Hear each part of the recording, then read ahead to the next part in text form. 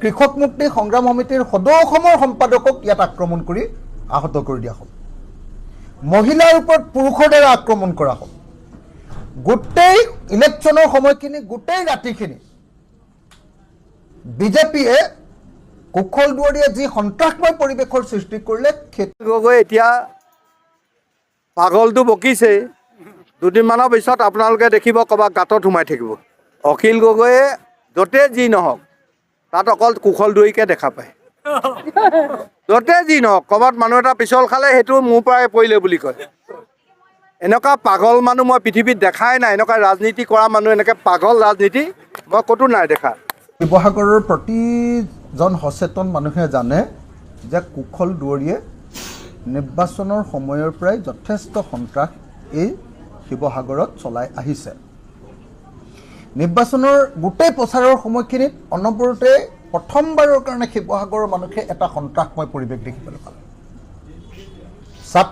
কৃষক মুক্তি সংগ্ৰাম সমিতিৰ সদৌ অসমৰ সম্পাদকক ইয়াত আক্ৰমণ কৰি আহত কৰি দিয়া হ'ল।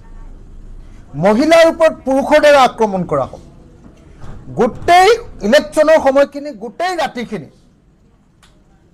বিজেপিয়ে কুশল দুৱাৰীয়ে যি সন্ত্ৰাসময় পৰিৱেশৰ সৃষ্টি কৰিলে সেইটো শিৱসাগৰৰ ইতিহাসৰ প্ৰথম ঘটনাৰূপে পৰিগণিত কৰিছে। যে শিৱসাগৰত কুশল দুৱাৰীয়ে স্পষ্ট ভাষাৰে কৈছে যে এইবাৰ ৰাইজৰ দলৰ সভাপতি আৰু তেওঁৰ প্ৰতিদ্বন্দ্বী প্ৰাৰ্থী অখিল গগৈক তেওঁ হত্যা কৰিব। আৰু এইবুলিও তেওঁ স্পেচিফাই কৰি দিছে যে কাউণ্টিঙৰ দিনা, ভোট গণনাৰ দিনা অৰ্থাৎ 4 মে তাৰিখৰ দিনা 200 যুৱকে আক্ৰমণ কৰি মোক হত্যা কৰোৱাব। শিৱসাগৰত কাউণ্টিঙৰ দিনা কুশল দুৱাৰীৰ পোহনীয়া 200 যুৱকৰ জৰিয়তে আক্ৰমণ কৰি কাউণ্টিঙৰ সময়ত, কাউণ্টিঙৰ ৰিজাল্ট দিয়াৰ সময়ত অখিল গগৈক আক্ৰমণ কৰি হত্যা কৰিব বুলি ইতিমধ্যে তেওঁৰ ঘনিষ্ঠ যথেষ্ট মানুহৰ আগত কৈছে। আৰু এই সম্পৰ্কে আমাক বিজেপি দলৰ বহু মানুহে অৱগত কৰিছে। কেৱল সেইটোৱে নহয়, কেৱল অখিল গগৈক টাৰ্গেট কৰা নহয়, মোৰ ব্যক্তিগত সচিব অম্লানজ্যোতি গগৈ, তেওঁ ৰাইজৰ দলৰ সদৌ অসমৰ সাংগঠনিক সম্পাদক অম্লানজ্যোতি গগৈকো গুলীয়াই হত্যা কৰিব বুলি ভাবুকি প্ৰদান কৰিছে। গুৱাহাটীৰ এজন সাংবাদিক ইয়ালৈ আহিছিলে অৰূপ কুমাৰ কলিতা বুলি। অৰূপ কুমাৰ কলিতাকো গুলীয়াই হত্যা কৰিব বুলি ভাবুকি প্ৰদান কৰা বুলি মই জানিব পাৰিছোঁ। গতিকে কুশল দুৱাৰীয়ে এটা সন্ত্ৰাসময় পৰিৱেশ সৃষ্টি কৰাৰ কথা আমি সকলোৱে জানো।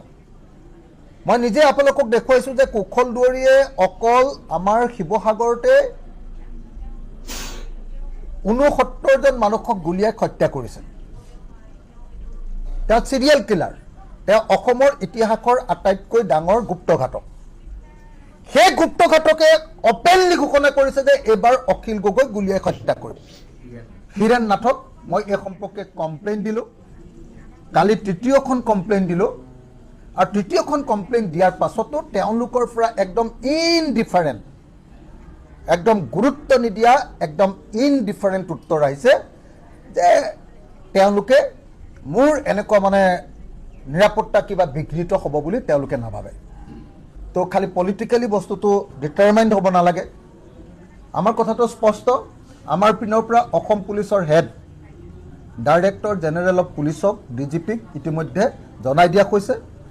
আমাৰ পিনৰ পৰা SBৰ হেড ADG হীৰেণ নাথক জনাই দিয়া হৈছে।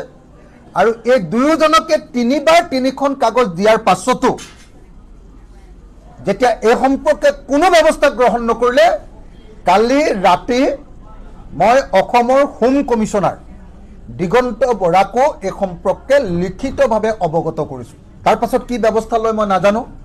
এতিয়া অৱশ্যে আজি শিৱসাগৰ যেতিয়া মই আহিছোঁ, তেতিয়া শিৱসাগৰ থানাৰ পৰা 4জন মানুহ আমাৰ ঘৰৰ সন্মুখত মই বহি থকা দেখিছোঁ।